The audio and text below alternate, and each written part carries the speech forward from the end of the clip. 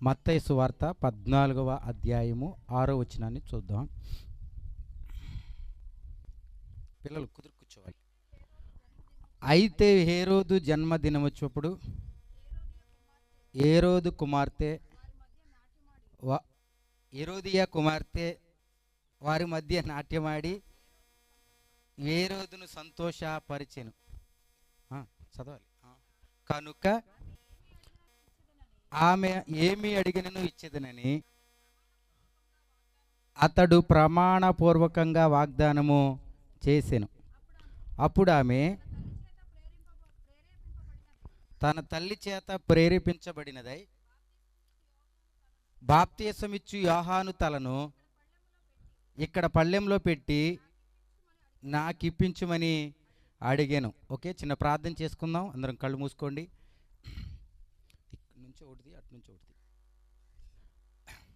మహాపరిశుద్ధుడా, జీవాధిపతి, మీకు వందనాలు చెల్లిస్తూ ఉన్నాం ప్రభువా. ఈరోజు బైబిల్ కాలేజ్ ఇక్కడ జరగడానికి నీ కృప చూపించావు. అలాగే ప్రభువా, ఇదిగో నాయన మా యొక్క ఆత్మీయులు విజయ్ బ్రదర్ని బట్టి మీకు వందనాలు చెల్లిస్తున్నాం. ఈరోజు తన కుమార్తె పుట్టినరోజు ప్రభువా ఇక్కడ మా మధ్యన చేసుకోవడానికి ప్రభు ఆత్మీయతను బట్టి ప్రభు మాకు ఎంతో ప్రేమ చూపిస్తూ ఆయన మా మధ్యన యొక్క ఈ నామాన్ని మహిమపరుస్తూ ఉన్నారు. వారిని దీవించి బ్లెస్ చేయండి. కొద్ది నిమిషాలు మేము వాక్యంలోనికి వెళుతూ ఉండగా మమ్మల్ని అందరినీ మీ స్వాధీనంలో ఉంచుకోండి. వాక్యంలో నుంచి కొన్ని మాటలు ప్రభు మేము తెలుసుకోవడానికి సహాయం దయచేయండి. ప్రభు నిలబడిన నన్ను అల్పుడను నీ నామ మహిమకు ప్రభు నన్ను వాడుకోండి. ప్రభు నువ్వు మాట్లాడితే చాలు ప్రభు, అయినా మా జీవితానికి కావలసిన మాటలు అందుతాయి. కూర్చున్న ప్రతి ఒక్కరిని ప్రభు నీ స్వాధీనంలో ఉంచుకొని పరిశుద్ధాత్మ సహాయంతో ప్రభు ఈ కొద్ది నిమిషాలు నడిపించే కృపను దయచేయమని యేసు నామములో అడుగుతున్నాం తండ్రి, ఆమేన్. ఓకే, మనకి మార్నింగ్ సెక్షన్లో ఈరోజు బైబిల్ క్లాస్ జరిగింది.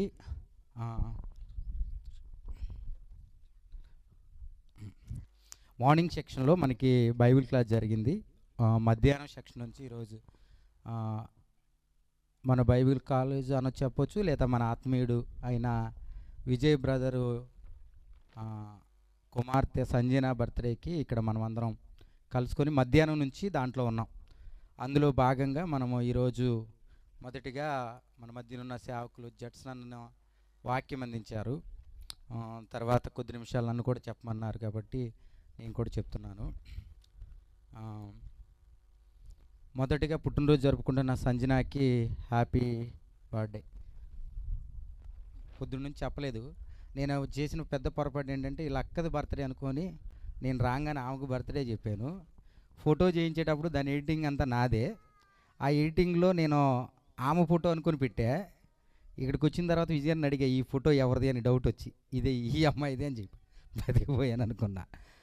విజయాన్ని ఫోటోలు అడిగాను, కొన్ని ఫోటోలు పంపించమంటే వీళ్ళిద్దరు కలిపి దిగిని పంపించాడు. ఎడిటింగ్ పంపించాను. నేను పంపించినప్పుడు అన్నాడు, తమ్ముడు వీళ్ళిద్దరు ఎవరిది బర్త్డే అన్నాడు. పెద్ద అమ్మాయిదన్నా అన్న. ఆయన పెద్ద అమ్మాయిది అయితే వీళ్ళని తీసి విడిదీయడం కుదరదు, ఎందుకంటే వాళ్ళిద్దరు చేతులు కలుపుకోవటమో ఏదో ఒకే వస్తువుని ఇద్దరు పట్టుకున్నట్టు అలా ఉన్నాయి. ఇలా కుదరదన్నా, ఇద్దరిది కలిపి చేసేస్తాను అన్నాడు. మీరేం టెన్షన్ పడకండి అన్న, నేను ఎడిటింగ్ చేసి పంపుతాను, దాన్ని మీరు ఏమైనా మాడిఫై చేస్తే చేసి పంపండి అని చెప్పేసి పెద్ద అమ్మాయి ఫోటో అనుకొని చేసి పంపించే. అది పెద్ద అమ్మాయి ఫోటో కాదు, దేవుని కృపను బట్టి అది చిన్న అమ్మాయిదే అయ్యింది. ఇది నేను ఎంత టెన్షన్ పడుతున్నానంటే ఫోటో ఓపెన్ చేసిన తర్వాత ఆ ఫోటోవా కాదా, ఆ ఫోటో కాదా, ఇప్పటికీ ఆ ఫోటోలో ఉన్నది పెద్ద అమ్మాయి అనుకుంటున్నా. కానీ విజయ్ అని చెప్పాడు కాదు ఇది చిన్న అమ్మాయి అని. కాబట్టి తండ్రి గుర్తించాడు కాబట్టి ప్రాబ్లం ఏమీ లేదు. సో అలాగే హ్యాపీ బర్త్డే.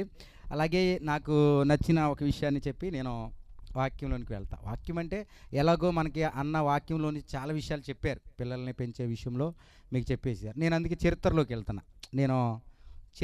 వెళ్తున్నా. ఆ వాక్యం విన్న తర్వాత మీరు కొంచెం పుట్టినరోజు జరుపుకోవడానికి ఆలోచన చేస్తారు.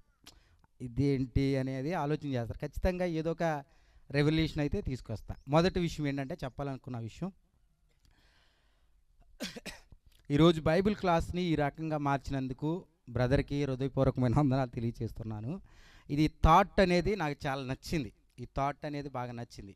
వాస్తవానికి క్లాసు మిస్ అయ్యాము అని అనుకుంటున్నాము అనిపిస్తుంది, కానీ ఆత్మీయంగా ఒకరోజు మనం కలుసుకొని ఉన్నాము. ఈ థాట్ బాగుంది. మీరు గమనించారో లేదో, నేను గమనించింది ఏంటంటే బ్రదర్ మనం వచ్చిన కాడ నుంచి వెళ్ళిపోయేంత వరకు మనల్ని ప్రేమగా చూసుకోవాలని పంపించి ఆయన హృదయంలో దేవుని ప్రేమను చూపిస్తున్నప్పుడు నేను దాన్ని గమనించాను. సో అందుకనే కొన్నిసార్లు వాక్యం అవసరమే, దానికంటే సహవాసం కూడా కొన్నిసార్లు చాలా ప్రాముఖ్యం. కాబట్టి ఆయన చేస్తున్న ప్రతిదీ ఆయన గమనిస్తూ అన్నీ చూస్తూ ఉన్నాను. అది నాకు ఎలా అనిపించిందంటే, వాక్యంలో సహవాసంలో ఎలా ఉండాలో అలా ప్రతిరూపంగా ఆయన చూపించాడు. సో అది నాకు చాలా వండర్ అనిపించింది. పైకైతే నేను నార్మల్గా ఉన్నా కానీ చాలా హ్యాపీగా ఫీల్ అవుతున్నా. కొన్నిసార్లు మనం బైబిల్ చదువుతున్నప్పుడు ఈ వాక్యంలో ఉన్నట్టు మనం ఉండాలి అనుకుంటాం, ఈ వాక్యంలో ఉన్నప్పుడు వాళ్ళు అలా ఉండాలి అనుకుంటాం. కొన్నిసార్లు ఇలాంటి వాళ్ళు మనకు దొరకరే అనుకుంటాం. అలా దొరకరే అనుకునే వాళ్ళలో విజయాన్ని కూడా ఒక్కడు ఖచ్చితంగా చెప్పొచ్చు. ఎందుకంటే నేను కొన్నిసార్లు మంచి లక్షణాల గురించి కొన్ని ఏమైనా చదివితే కనుక అందుట్లో కొన్ని చాలా వరకు విజయానికి మ్యాచ్ అవుతాయి. ఎందుకంటే లోకంతో పని ఉండదు, ఎప్పుడు వాక్యంతో ఉంటాడు, ఫ్యామిలీతో ఉంటాడు, పరిచర్య చేస్తాడు, ఏమీ పట్టించుకోడు. అలాగే చెప్పింది, ఒక క్రైస్తవుడు ఎలా ఉండాలో అలాగే చెప్పింది. అలాగే కనిపిస్తాడు. అందుకని నేను అన్న గురించి చెప్పే అవకాశం మళ్ళీ వస్తుందో లేదో అని చెప్పి ఇప్పుడే చెప్తున్నాను. అందుకే బ్రదర్, దేవుడు మిమ్మల్ని ఇంకా గొప్పగా వాడుకోవాలి, దీవించాలి, వాక్యము మీ లోపల నుంచి కనపడాలని మనస్ఫూర్తిగా ఒక ఆత్మీయ సేవకుడిగా మిమ్మల్ని నేను కోరుకుంటూ బ్లెస్ చేస్తున్నాను. దేవుడు మిమ్మల్ని దీవించిన గాక. ఇంకోటి ఏదో చెప్దాం అనుకున్నా, మర్చిపోయా. సరే, వాక్యంలోనికి వెళ్ళిపోదాం. 5 గంటలకి మిమ్మల్ని వదిలేయమని చెప్పారు, 4:30 అయిపోయింది. ఫోటోలు తీసేసారా? ఓకే. ఈరోజు ఇప్పుడు మనం చెప్పుకుంటున్నది ఏంటి, ఇప్పుడు వరకు జరిగింది ఏంటి? మధ్యాహ్న సెక్షన్లో రోజు ఉంది, ఆ రోజు జరిగింది ఏంటది? బర్త్డే ఒకసారి జరిగింది. ఆ రోజు స్పెషల్ ఏం జరిగింది? ఉరి తీశారు. రెండో బర్త్డే ఎప్పుడు జరిగిందని ఇంకా బైబిల్ ఇంకో చోటే జరిగింది. అది ఎక్కడ అంటే అది హేరోదు రాజు బర్త్డే చేసుకున్నారు, దావీదు తలని తీసేసారు. యోహాను తల, సారీ మనం దావీదులో ఉన్నాం కదా, యోహాను తలని తీశారు. ఇందాక మత్తయి సువార్త 4వ అధ్యాయము 14వ అధ్యాయము 14:6లో మనం చూసాం. ఒక చోటేమో పాత నిబంధనలో బర్త్డే జరిగితే ఉరి తీశారు, ఒక చోటేమో బర్త్డే జరిగితే యోహాను తల తీసేశారు. ఓకేనా? అసలు బైబిల్లో రెండు చోట్ల ఉన్న పుట్టినరోజుల్లో కీడే జరిగింది కానీ మంచి ఎంత మాత్రము జరగలేదు. మీరు గమనిస్తే ఆ రెండు బర్త్డేలు జరుపుకున్నది ఒకళ్ళేమో ఫరో రాజు, రెండోదేమో హేరోదు. ఓకేనా? ఈ రెండు బర్త్డేలు జరిగినాయి. ఇది కాకుండా ఇంకెక్కడన్నా జరిగిందా అంటే ఎక్కడా కూడా జరిగిందా? ఎక్కడ కూడా జరగల. జన్మదిన వేడుకలు అని ఎక్కడా కూడా బైబిల్లో జరగలే. రెండు చోట్ల జరిగాయి. రెండు చోట్ల కూడా ఒక మనిషి చనిపోవటం జరిగింది. దీనిని బట్టి పుట్టినరోజు కార్యక్రమాలు చేసుకోవచ్చా, చేర్చుకోకూడదా? అంటే మీరందరూ వాక్యానుసారంగా నడుపుతారు కదా. ఇప్పుడు జడ్సన్ అన్న ఇందాక వాక్యం చేసినప్పుడు సమూయేలు పిల్లల్ని ఎక్కడి నుంచి తీశాడు? ఏలియా పిల్లల్ని ఎక్కడి నుంచి తీశాడు? సమూయేలు పిల్లలు కూడా అంతే. సమూయేలు పిల్లలని ఏలియా పిల్లల్ని ఎక్కడి నుంచి తీశాడు? బైబిల్లోంచి తీశాడు కదా. మరి పుట్టినరోజు మీరు ఎక్కడి నుంచి తీస్తారు? అది నా కాన్సెప్ట్. అర్థమైందా? పుట్టినరోజు ఇలా జరుపుకోవాలి అని చెప్పి మీరు ఎక్కడ చూశారు, ఏ వాక్యంలో చూశారు? అది నేను అడిగేది. ఎక్కడన్నా రెఫరెన్స్ ఉంటే నాకు ఎక్కడన్నా చూపించండి. పుట్టినరోజు ఇలా జరిగిందని కేక్ తెచ్చారు, కొవ్వొత్తి వెలిగించారు, ఊదారు, ఇలా చేసుకున్నారు అని ఎక్కడన్నా ఉందా? ఎక్కడా కూడా బైబిల్లో లేదు. మరి ఎలా జరుపుకుంటున్నారు ఇది అని చెప్తే, ఇప్పుడు పుట్టినరోజు అనేది ఎక్కడి నుంచి వచ్చిందో తెలిస్తే, జరుపుకోవాలో వద్దో కూడా చెప్తే, ఎలా జరుపుకోవాలో కూడా చెప్తే, అసలు జరుపుకోవద్దా లేదో కూడా ఆన్సర్ ఇస్తా. ఓకేనా? పుట్టినరోజు గురించి బైబుల్ ఎక్కడ చెప్పలేదు. ఓకే, ఇది మొదటి విషయం. ఒకవేళ చెప్పుంటే మనం మాదిరిగా తీసుకునే యేసు ప్రభు ఈ లోకంలో 33.5 సంవత్సరాలు బ్రతికాడు.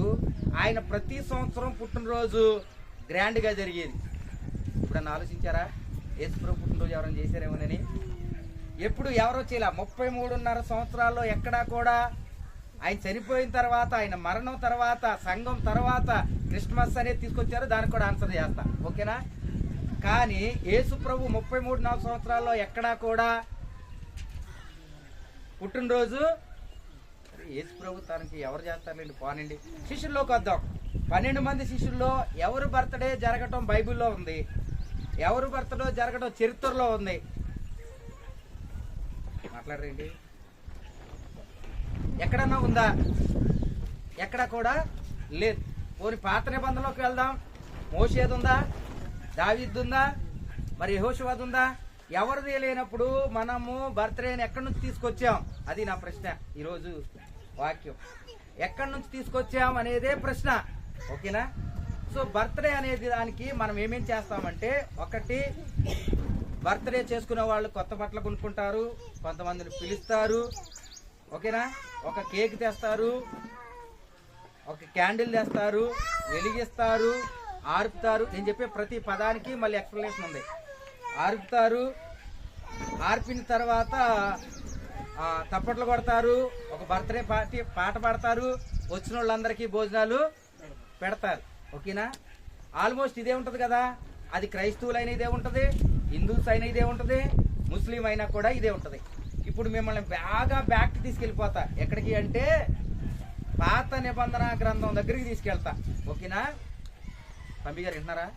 పాత నిబంధన గ్రంథం దగ్గరికి తీసుకెళ్తున్నా. ఎక్కడంటే మీకు ఒక ఆర్డర్ చెప్పాలి. ఈ విషయం తెలియాలంటే ఒక ఆర్డర్ చెప్పాలి. అబ్రహాం తర్వాత, ఇస్సాకు తర్వాత, యాకోబు తర్వాత ఇశ్రాయేలీలు. ఇశ్రాయేలీలు ఎక్కడున్నారు? ఐగుప్తులో ఉన్నారు. ఇశ్రాయేలీలు కాకుండా ఇంకెవరైనా ప్రజలు ఉన్నారా ఆ కాలంలో? ఎవరున్నారు? ఐగుప్తీలు ఉన్నారు. వాళ్ళు ఐగుప్తీలు ఉన్నారు. మనకు బైబిల్లో ఉన్నది. ఐగుప్తీలు ఉన్నారు, ఇజ్రాయేలీలు ఉన్నారు. ఇజ్రాయేలీలు చూసుకుంటూ వస్తే ఎక్కడా కూడా బర్త్డే చేసుకున్నట్టుందా? మొదటిది. ఇజ్రాయేలీల దగ్గర నుంచి, ఎక్కడి నుంచి? అబ్రహాం దగ్గర నుంచి చూసుకుంటూ వస్తే ఇజ్రాయేలీలు అని పిలిచింది ఎక్కడంటే ఐగుప్తు దేశంలో ఉన్న ఇజ్రాయేల్ ప్రజల గురించి మాట్లాడుతున్నా. అక్కడి నుంచి ఇప్పుడు వరకు బర్త్డే ఎక్కడైనా ఇజ్రాయేలీల యొక్క క్రమంలో ఎక్కడన్నా జరిగిందా? కాబట్టి ఇది ఇజ్రాయేలీల క్రమంలో కాదు అనేది మొదటి పాయింట్. ఓకేనా? మరి ఎక్కడది అంటే చరిత్రలోకి వెళ్తే ఇక్కడ నుంచే మీకు అసలైన విషయాలు వస్తాయి. చరిత్రలోకి వెళ్తే, బ్యాక్ వెళ్తే, ఐగుప్తు దేశంలో ఇశ్రాయేల్ ప్రజలు ఉన్నప్పుడు ఇశ్రాయేల్ని ఐగుప్తులు పరిపాలించారు. ఆ తర్వాత ఎవరు పరిపాలించారు? ఇశ్రాయేలీలు వేరే వాళ్ళు ఎవరైనా పరిపాలిస్తే ఐగుప్తుల తర్వాత ఎవరు? ఇశ్రాయేలీలు కాకుండా ఇశ్రాయేలీని ఐగుప్తులు పరిపాలించారు కదా. వీళ్ళ తర్వాత మరలా ఎవరైనా బయట వాళ్ళు పరిపాలిస్తే ఎవరు? బబులోనీలు. దాని తర్వాత బబులోనీలు తర్వాత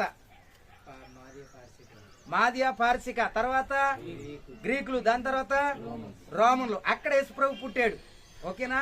ఇప్పుడు మీకు 2 లైన్ చూపించా. ఒకటి ఇశ్రాయేలీల యొక్క క్రమం. ఇందులో ఎక్కడన్నా బర్త్డే ఉందా? లేదు. పైన ఇంకొక లైన్ చెప్పా. ఇశ్రాయేల్ను పరిపాలించిన వాళ్ళు మొదటిగా ఐగుప్తీయులు, రెండోదిగా బబులోనీయులు, మూడోదిగా మాదియా పార్సికులు, నాలుగోదిగా గ్రీకులు, ఐదోదిగా రోమన్లు. ఈ పై ఆర్డర్ మీరు ఒకసారి చెప్పాలి. మొదటిది 2 బబులోనీయులు, 3 తర్వాత రోమీలు. ఓకేనా? రోమీల కాలంలో యూదులు, క్రైస్తవులు వచ్చారు. ఓకేనా? చరిత్రలో నుంచి చూస్తే, బైబిలికల్ గా చూసుకున్నా, హిస్టారికల్ గా చూసుకున్నా, క్రీస్తు పూర్వం అంటే యేసుక్రీస్తు పుట్టడానికి 3,000 సంవత్సరాలకు పూర్వం ఐగుప్తు రాజుని పట్టాభిషేకం చేసేటప్పుడు, ఐగుప్తు రాజుని అర్థమవుతుందా? ఐగుప్తు రాజు ఎవరు? ఆయన పేరు ఫరో. ఎవరు పరిపాలించిన ఫరో యొక్క పదవి ఎక్కిన రాజైన డేట్ని జన్మదిన వేడుకలుగా మొట్టమొదటిసారిగా చరిత్రలో ఏర్పాటు చేయడం జరిగింది. పాయింట్ అర్థమైందా?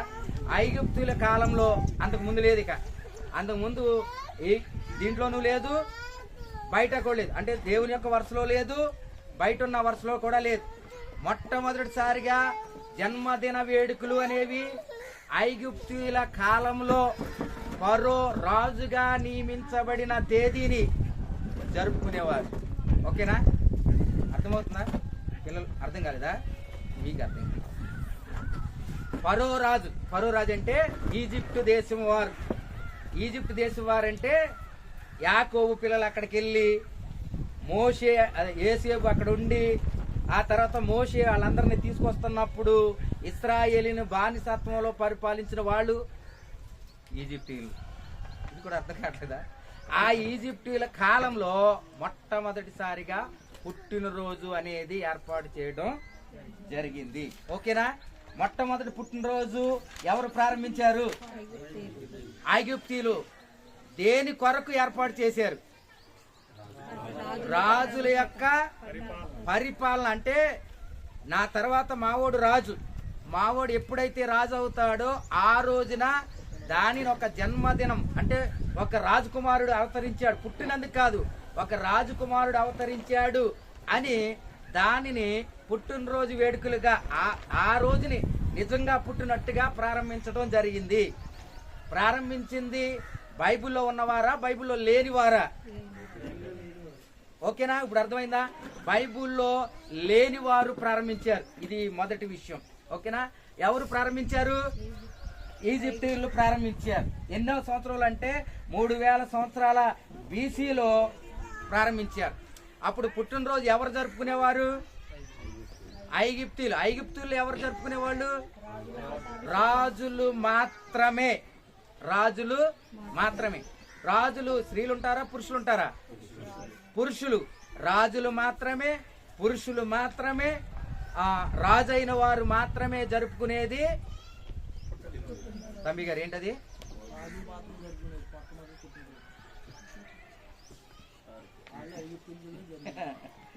సరే, వీళ్ళు పుట్టినరోజుని జరుపుకోవడానికి దీంట్లో 3 యాడ్ చేశారు. 1 దైవత్వం, 2 జ్యోతిష్యం, 3 సమాజం. అంటే సమాజ యొక్క పరిస్థితులు, జ్యోతిష్యాన్ని, దైవత్వం. అంటే దైవత్వం మన దైవత్వం కాదు, ఈజిప్టు దేశముల యొక్క దైవత్వాన్ని బేస్ చేసుకొని ఒక రోజుని ఫిక్స్ చేసి దాన్ని ఆ రాజు పట్టాభిషేకం ఏర్పాటు చేసి దాన్ని జన్మదినంగా ప్రారంభించి ప్రతి సంవత్సరము ఆ తేదీని జన్మదినోత్సవంగా జరుపుకుంటూ వచ్చారు. అర్థమైందా అమ్మ? అర్థమైందా? ఇప్పుడు జరుపుకోవచ్చా లేదా? జరుపుకోవచ్చా లేదా? విజయం నిలిపాడు, నచ్చలేదేంటి? జరుపుకోవచ్చా లేదా? జరుపుకోవచ్చా లేదా చెప్పలా, ఇంకా ముందుకెళ్ళా. తర్వాత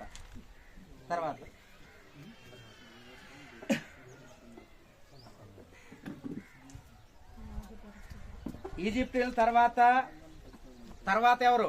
ఈజిప్టీయుల తర్వాత ఎవరు? బబులోనీయులు. బబులోనీయులు దీనిని మరికొంత మతాన్ని యాడ్ చేసి ఇంకొంచెం దాన్ని పెంచడం జరిగింది. ఎవరు? బబులోనీయులు. ఓకేనా? ఈ బబులోనీయుల దగ్గర యూదులు ఉన్నారు కొంతకాలం. యూదులు కొంతకాలం ఉన్నారు కాబట్టి బబులోనీయులు చేసే ప్రతిదీ వారికి తెలుసు. ఓకే? ఆ తర్వాత బబులోనీయుల తర్వాత ఎవరు? మాదియా పారికి. వీళ్ళు ఏం చేశారో దాన్నే వాళ్ళు నేర్చుకోవడం జరిగింది. ఆ తర్వాత గ్రీకులు. ఇక్కడే పుట్టినరోజుకి ఒక రూపకల్పన వచ్చింది. గ్రీకుల యొక్క కాలంలోనే పుట్టినరోజుకి ఒక రూపకల్పన వచ్చింది. ఓకేనా?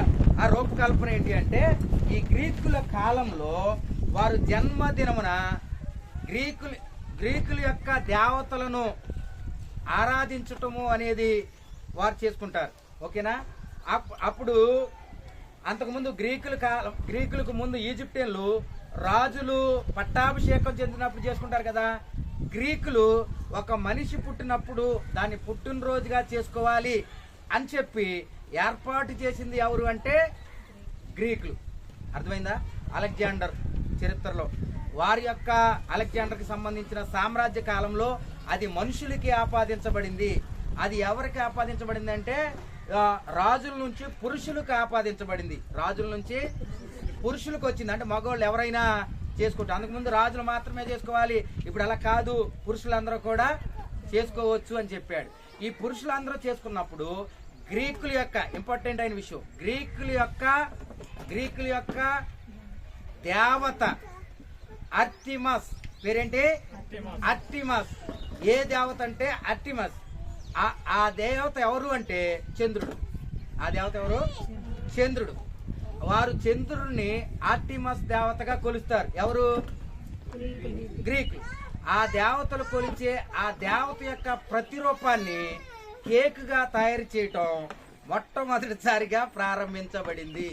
మనం కట్ చేస్తున్న రౌండ్ కేక్ ఆర్టిమస్ దేవత యొక్క ప్రతిరూపం. చెప్పానా షాక్ అయ్యే విషయాలు చెప్తానని? అంటే మనకు తెలియకుండా చేసేస్తాం కదా, అలా అని చెప్పేసి లాస్ట్లో మళ్ళీ మీకు అనుగుణంగానే చెప్తాం, మీరేం కంగారు పడకండి. కానీ నిజం తెలియాలి. నిజం తెలియకోకుండా ఇలా వెళ్ళిపోతే మాలేసుకున్నావా అక్క? మాలేసుకున్నావా? వేసుకోవా? ఎందుకని? అక్క? అన్న అక్క మాలేసుకోలేదు ఎందుకని? ఎందుకని నా చెప్పాలి? వేసుకోవచ్చు వేసుకోకూడదా? వేసుకోకూడదని చెప్పింది ఎందుకు తెలుసా? దాని గురించి తెలిసి ఉండాలి. అలాగే మనకు ప్రతి విషయం తెలియాలి. ప్రతి విషయం తెలియకపోతే ఆచారంగా చేసుకుంటాం. మనం ఎలా చేసుకుంటాం? ఒక ఆచారంగా చేసుకుంటాం. అందుకే దాంట్లో నుంచి మిమ్మల్ని బయటికి తీసుకొచ్చి నిజానికి మిమ్మల్ని నేర్పించి ఇక నుంచి మీరు నిజాన్ని ఫాలో అయ్యేటట్టుగా చేయటమే నా యొక్క బాధ్యత. ఓకేనా? అందుకనే ఈ కేక్ రౌండ్గా వచ్చింది ఎక్కడి నుంచి వచ్చిందంటే అది ఆర్టిమస్ దేవత యొక్క ప్రతిరూపము. అంటే ఆమెని ఆరాధించడం కొరకు. అది చంద్రుడే, మనకు చందమంగా అనిపిస్తుంది కదా, ఆ చంద్రుడి యొక్క రూపమే కేకు. ఓకేనా? అయితే ఇప్పుడున్న కేకు అప్పుడు కేకు ఒక్కటి కాదు.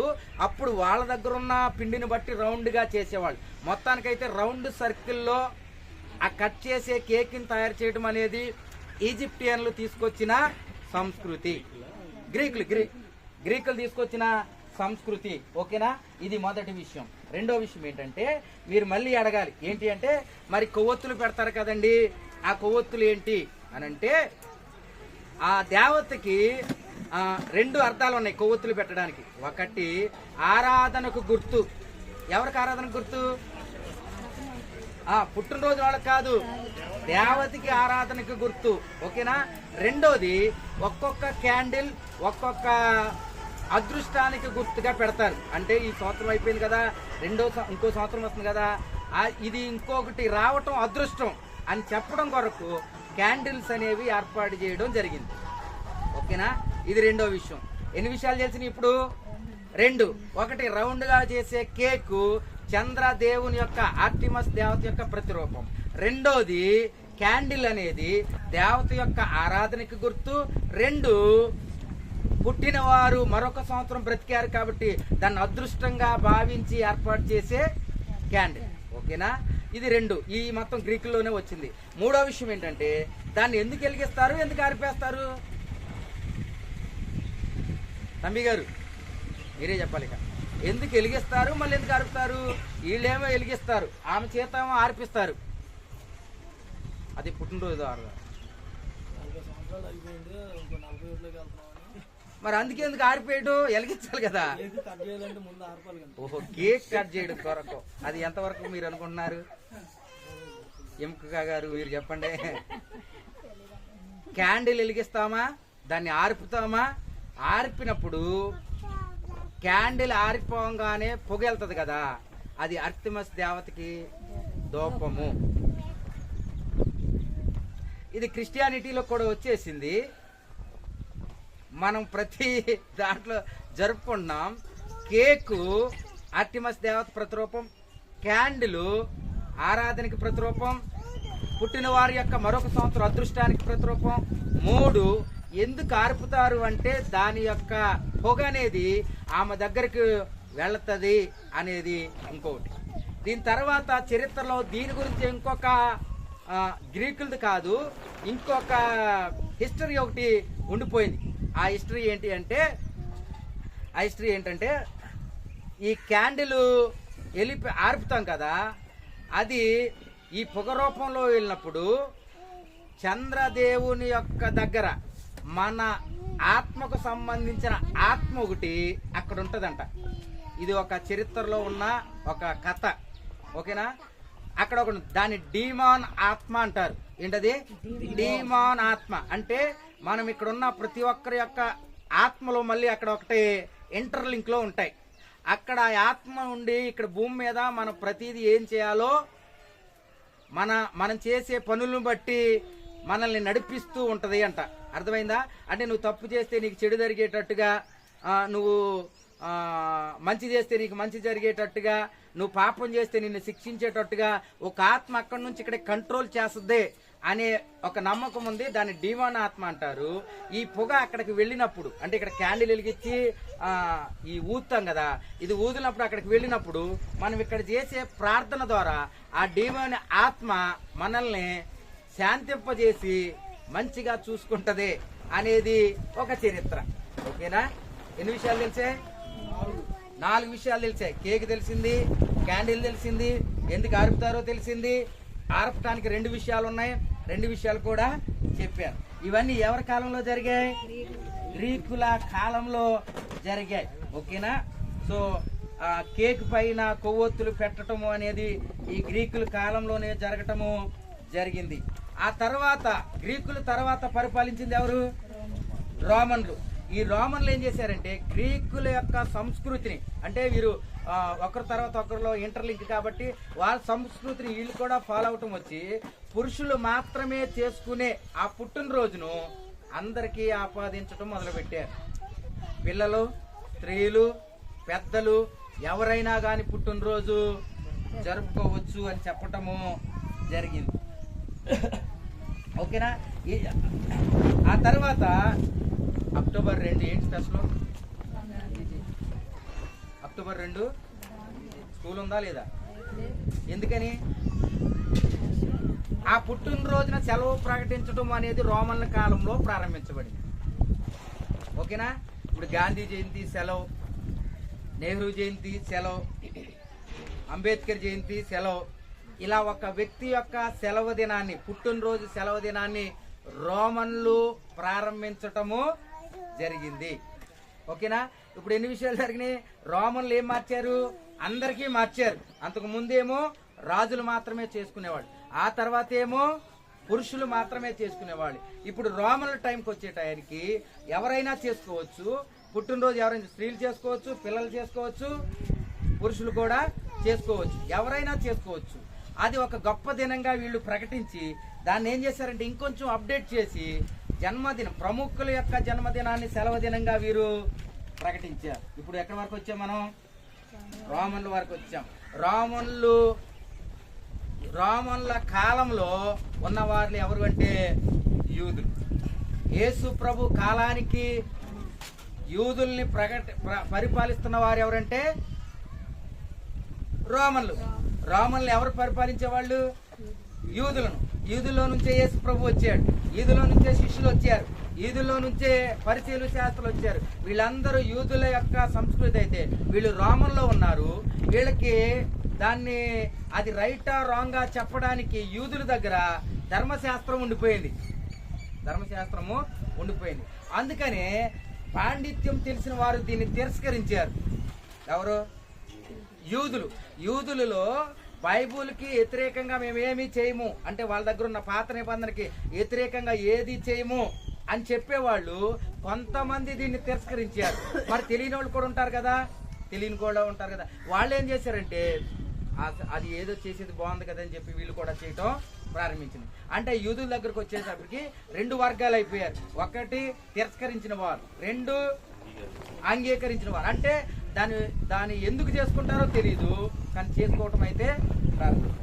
యూదుల కాలంలో ఇలాగే జరిగినప్పుడు ఈ ఏ రోజు రాజు పుట్టినరోజు కూడా ఆ పాత వారిని అనుసరించే జరిగింది. ఆ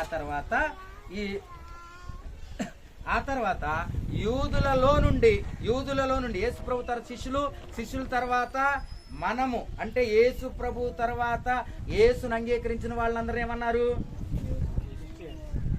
క్రిస్టియన్స్ అన్నారు. ఇప్పుడు క్రిస్టియన్స్ లోకి వస్తే క్రిస్టియన్స్ ప్రారంభము పేతురు దగ్గర నుంచి ప్రారంభించబడింది కదా మొదటి సంఘం. ఆ తర్వాత అది కొంతమందికి ఏమో అది మనది కాదు అనుకున్నారు, కొంతమంది ఏమో ఇది మనం జరుపుకోవచ్చు అనుకున్నారు, ఇదేదో బాగుంది అనుకున్నారు. ఇలా వెళ్తున్న క్రమంలో క్రిస్టియన్స్ వ్యాప్తి చెందటం కొరకు మిషనరీలు, అదే దాన్ని ఏమంటారు, ఇంగ్లాండ్ వారు మిషనరీలు ఆ ఆ కాలంలో అటు నుంచి మన దేశానికి పరిపాలిస్తాకు వస్తున్న వాళ్ళు పిల్లలకి పెద్దలకి అందరికీ వాళ్ళే పుట్టినరోజులు చేస్తూ కల్చర్ని మనకి అలవాటు చేశారు. ఓకేనా? ఇలా కల్చర్ని అలవాటు చేస్తూ ఇప్పుడు ఎక్కడి వరకు వచ్చింది? క్రైస్తవ్యంలోనికి వచ్చింది. మిమ్మల్ని ఎక్కడ దాకా తీసుకొచ్చాను తెలుసా? ఈజిప్ట్ నుంచి బబులోనికి తీసుకొచ్చా. బబులోన్ నుంచి మాల్దీప, అక్కడి నుంచి గ్రీకులో, అక్కడి నుంచి రోమన్, అక్కడి నుంచి యూదులో నుంచి క్రైస్తవంలోకి ఎలా వచ్చింది అంటే అక్కడ ఉన్న ఆ కాలంలో ఉన్న వాళ్ళందరూ మనకి చెప్పారు కదా, బ్రిటిష్ వాళ్ళు తీసుకొచ్చిన మతం అండి ఇది. ఎవరు తీసుకొచ్చింది అని అన్నారు కదా. ఎందుకు ఆ మాట అన్నారు చెప్పనా? ఆ మాట ఎందుకు అన్నారంటే వేరే దేశం వాళ్ళు వచ్చి ఇక్కడ సువార్త చేయాల్సి వచ్చింది. భారతదేశం ఉన్న వాళ్ళకి దేవుడు తెలియకపోతే వారు వచ్చి సువార్త చేయాల్సి వచ్చింది. వాళ్ళ దగ్గర ఉన్న గోధుమలు, వాళ్ళ దగ్గర ఉన్న నూనె, వాళ్ళ దగ్గర ఉన్న బియ్యము మన పేదవాళ్ళకి ఇచ్చి ఇవి మీరు ఎందుకు చేస్తున్నారంటే దేవుణ్ణి ప్రకటించడానికి చేసినప్పుడు ఆ కల్చర్లో భాగంగా ఈ పుట్టినరోజులు అనేది చేయటం కూడా ప్రారంభించబడింది. ఇలా క్రైస్తవ్యంలోను కూడా వచ్చేసింది. ఇది ఎందుకు ప్రారంభించబడిందో ఇంక చూడండి. ఎందుకు ప్రారంభించబడిందో మీరు ఆలోచించేయండి, ఎక్కడి వరకు వచ్చిందో చేయండి. ఓకేనా? ఇప్పుడు మన దగ్గరకు వద్దాం. యేసు ప్రభు పుట్టినరోజున యేసు ప్రభు యొక్క పుట్టినరోజుని మనం ఏమని జరుపుకుంటాం? మళ్ళీ చెప్పాలి. ఇప్పుడు ఇది కూడా డౌటే కదా. యేసు ప్రభు పుట్టినప్పుడు క్రైస్తవులు ఎందుకు క్రిస్మస్ జరుపుకుంటున్నారు అనేది మీకు డౌట్ ఉంటుంది. దానికి కూడా ఆన్సర్ చెప్తా. నేను ఎప్పుడు వాక్యాలలో యేసు ప్రభు పుట్టాడు అని చెప్పలేదు. యేసు ప్రభు పుట్టాడని నేను ఎప్పుడు చెప్పలేదు. యేసు ప్రభువు వచ్చాడు అని చెప్పా. ఓకేనా? ఆయన ఇక్కడికి ఎలా వచ్చాడు అంటే దేవుడు మానవుడిగా వచ్చాడు కాబట్టి వచ్చిన ఆయన క్రీస్తుగా వచ్చాడు. అందుకే క్రీస్తులో క్రీస్తు మస్ అంటే ఆరాధన. పుట్టినరోజు కాదు, క్రీస్తు యొక్క ఆరాధన. క్రిస్మస్ క్రీస్తు యొక్క ఆరాధనని మనం సెలబ్రేట్ చేసుకుంటున్నాం. అందుట్లోకి కేక్ వచ్చింది, అందుట్లోకి కొవ్వొత్తులు వచ్చాయి, అందుట్లో కట్ చేయడానికి వచ్చింది. యేసు పుట్టినరోజున మనం జరుపుకునేది ఏంటో తెలుసా? క్రీస్తు యొక్క అది రైట్ ఆరాధన. మీకంటే చాలా బెటర్ అన్న, మీ కళ్ళన్నీ ఎర్రగైపోయినాయి కానీ అది సూపర్ చెప్పాడు బుడ్డోడు. క్రీస్తు యొక్క ఆరాధనే క్రిస్మస్. అర్థమైందా? యేసు ప్రభు పుట్టాడు అని బైబిల్లో కూడా ఎక్కడా లేదంటే ఉంది కదండి పుట్టాడు అని అంటారు మీరు. తెలుగులో రాశారు అలా, కానీ దాని గ్రీక్ ఎవ్రీ మీనింగ్ లో ప్రతి చోట దాని యొక్క రియల్ మీనింగ్ లో ఒక మానవుడు భూమి మీద ఎలా పుడతాడో అలా రాసి చెప్పలేదు. ఒక స్పెషల్ గా భూమి మీదకి దేవుడు వచ్చిన ఆ కోణంలో రాశాడు తప్ప ఒక మానవుడు ఎలా పుట్టాడు అలాగైతే రాలేదు. అలా పుడితే మానవుడేమో అంతకు ముందు లేడు, ఇప్పుడు తల్లి గర్భంలో నుంచి వచ్చాడు. దేవుడు అంతకు ముందు ఉన్నాడు, ఇప్పుడు కూడా ఉన్నాడు. సో మనం పుట్టింది వేరు, ఆయన వచ్చింది కూడా వేరు. కాబట్టి మనం ఆయన పుట్టాడు అనే పదాన్ని వాడుతున్నాము. సరే, విషయం తెలిసి వాడుకుంటే తప్పులేదు, కానీ ఆయన మనలాగే పుట్టాడు అనుకుంటే మనం అంతకు ముందు లేము, ఇప్పుడున్నాం. ఆయన అంతకు ముందు ఉన్నాడు, ఇప్పుడు కూడా ఉన్నాడు, అది రాంగ్ అయిపోద్ది. ఓకేనా? ఇప్పుడు ఎక్కడున్నాం మనం? క్రిస్మస్ దగ్గరకు వచ్చాం. ఇప్పుడు 18వ శతాబ్దం. ఏ శతాబ్దం? 18వ శతాబ్దం. ఇప్పుడు ఎన్నో శతాబ్దం? 20వ శతాబ్దం. 18వ శతాబ్దంలో మొట్టమొదటిసారిగా జర్మనీ వారు కేకులు తయారు చేయడం ప్రారంభించారు. అయ్యంగారు కాదు ప్రారంభించింది, బెంగళూరు అయ్యంగారు కాదు, మొట్టమొదటిసారి. ఇందాక అడిగావు, అయ్యా మీరు కేకులు అక్కడ కనిపెట్టుడు ఎవడో అని అడిగాం బేకరీ కాడికి వెళ్ళి. అని అడిగితే బెంగళూరు అయ్యంగారు అన్నాడు. నీకు ఎలా తెలుసు అంటే మాకు ఆయనే తెలుసు అన్నాడు. వాళ్ళకి అదే తెలుసు కాబట్టి ప్రతి బేకరీ మీద బెంగళూరు అయ్యంగారు బేకరీ అంటారు కాబట్టి ఆయన తయారు చేసాడు అనుకుంటున్నారు. కానీ 18వ సంవత్సరంలో జర్మనీ వారు మొట్టమొదటిసారిగా కేకులను బర్త్డేలకి ఏర్పాటు చేయడము జరిగింది. ఇది దాన్ని ఏమంటారు, ఆవిష్కరణలో జరిగిన గొప్ప విప్లవం. ఆ తర్వాత ఇంగ్లాండ్ వారు. ఎవరు? ఇంగ్లాండ్ వాళ్ళు అంటే బ్రిటిష్ వాళ్ళు. మనం బ్రిటిష్ వాళ్ళు అంటాం కదా, వాస్తవానికి వాళ్ళు ఇంగ్లాండ్ దేశం వాళ్ళు. వాళ్ళు ఏం చేశారంటే ప్రతి చిన్న పిల్లలకి స్కూల్లో పిల్లల్ని ఎంకరేజ్ చేయడం కొరకు వారు బర్త్డేలని పిల్లలకి ఒక సెలబ్రేషన్గా చేయటము ప్రారంభించారు. సో ఈ తర్వాత వచ్చిన సెలబ్రేషన్స్ యొక్క ఉద్దేశం మంచివే. ఎందుకు చేయాలనుకున్నారు? పిల్లల్ని ఎంకరేజ్ చేయడానికి చేయాలనుకున్నారు. కానీ పుట్టిక ఎందుకు పుట్టింది అంటే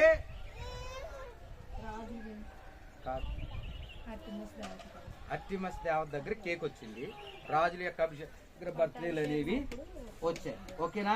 ఇప్పుడు ఎన్నో శతాబ్దంలో ఉన్నాం? 20వ శతాబ్దంలో ఉన్నాం. 19వ శతాబ్దంలో నుంచి పుట్టినరోజులన్నీ సోషల్ మీడియాలో రావటం ప్రారంభించబడింది. స్టేటస్లో పెట్టేస్తున్నారా? దీన్ని మార్చాలని అన్నా పోయిన ఆదివారం నా బర్త్డే ఎవరికి చెప్పలే. ఏది కేకులు తెస్తారేమోనని. కేకులు తెస్తారని చెప్పి చెప్పకుండా ఉంటే విషెస్ కూడా చెప్పలే. మరి మొదలు మోసం వచ్చింది.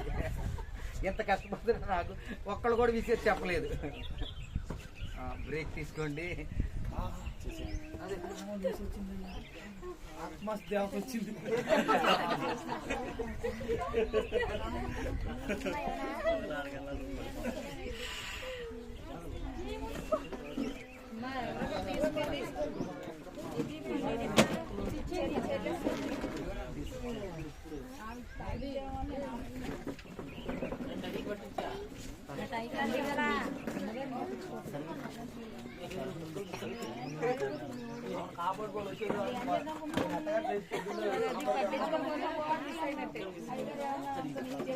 20వ శతాబ్దంలో వాట్సాప్ దాకా వచ్చాం. ఫైనల్ గా ఇప్పుడు మనం ఇక్కడ నుంచి వాస్తవానికి ఇప్పుడు వరకు ఏం చెప్పా? చరిత్ర చెప్పా.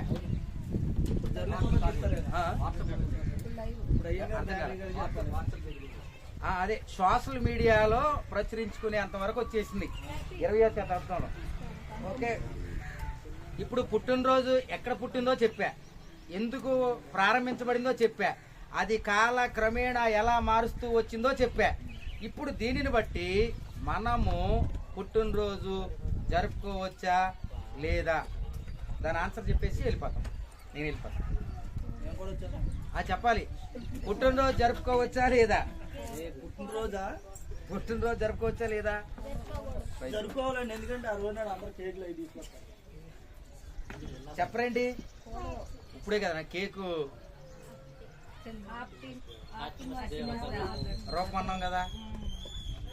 ఇప్పుడు ఆ శతాబ్దంలో ఆ బ్రిటిష్ వాళ్ళు, ఆ జపనీస్ వాళ్ళు వాళ్ళందరూ ఆత్మహత్య దేవత ఇచ్చుకున్నారండి. ఇప్పుడు కేక్ నాకు ఇస్తున్నారండి.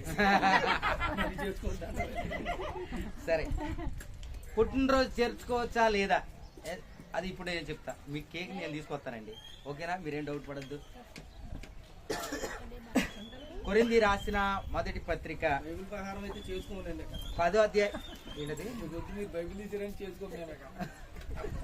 10వ అధ్యాయము 23వ వచనం నేను చెప్తా చూడండి. 10వ అధ్యాయం 23. అన్ని విషయముల యందు పౌలు ఎలా చెప్తున్నాడు? అన్ని విషయాల యందు నాకు స్వాతంత్రము కలదు, కానీ అన్నియు చేయుదగినవి కావు. ఒక్క నిమిషం. పౌలు ఏమంటున్నాడంటే, మీ ఓడి ప్రసంగం ఆపు కొంచెం. నేను అన్ని విషయాల యందు నాకు స్వాతంత్రము కలదు. అన్ని విషయాలంటే ఏదైనా చేసే స్వతంత్రత క్రీస్తులోంచి నాకు ఉంది. అయితే కానీ అన్నీ చేయదగినవి ఎంత మాత్రము కాదు. అంటే అన్నీ చేయదగినవి అంటే ఏదో కొన్ని చేసుకోవాలి అని చెప్పాడు. పాయింట్ అర్థమైందా? అన్నీ చేయకూడదంటే కొన్ని అయితే చేసుకోవాలి. అసలు స్వతంత్రం అయితే ఏమీ లేకుండా లేదు. అలా అని చెప్పి అన్నీ చేయాలని కూడా లేదు. ఏం చేస్తున్నామో తెలిసి చేయాలి. ఎందుకు చేయాలో దాని కింద ఉంది చూడండి. అక్కడ కాదు, 10:31. కాబట్టి మీరు భోజనము చేసినను పానము చేసినను ఏమి చేసినను సమస్తమును దేవుని యొక్క మహిమ కొరకు మాత్రమే మీరు చేయాలి. ఓకేనా? ఇప్పుడు చెప్తా చూడండి తేడా.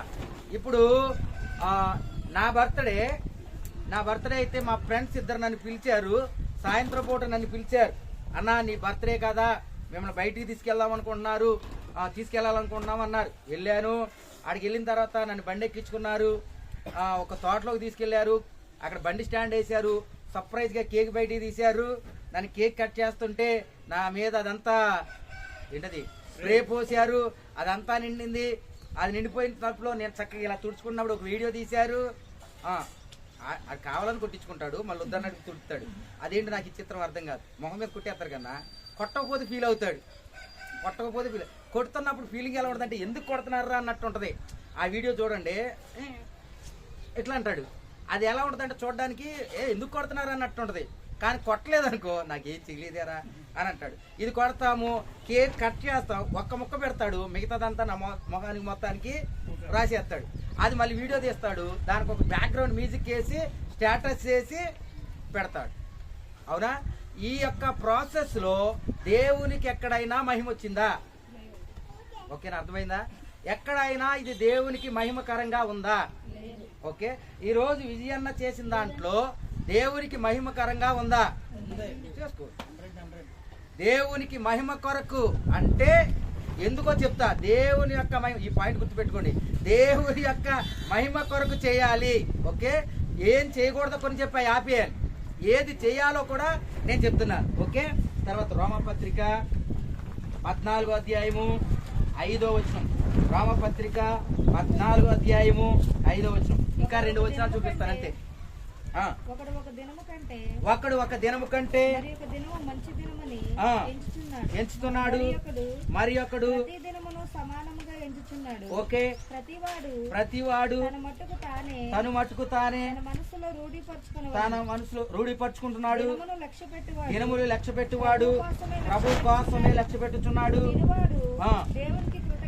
తినోడు అక్కడు, దేవుని కొరకు పనిచేసేవాడు అక్కడ, వారి కొరకు పనిచేసుకునేవాడు అప్పుడు కింద. కనుక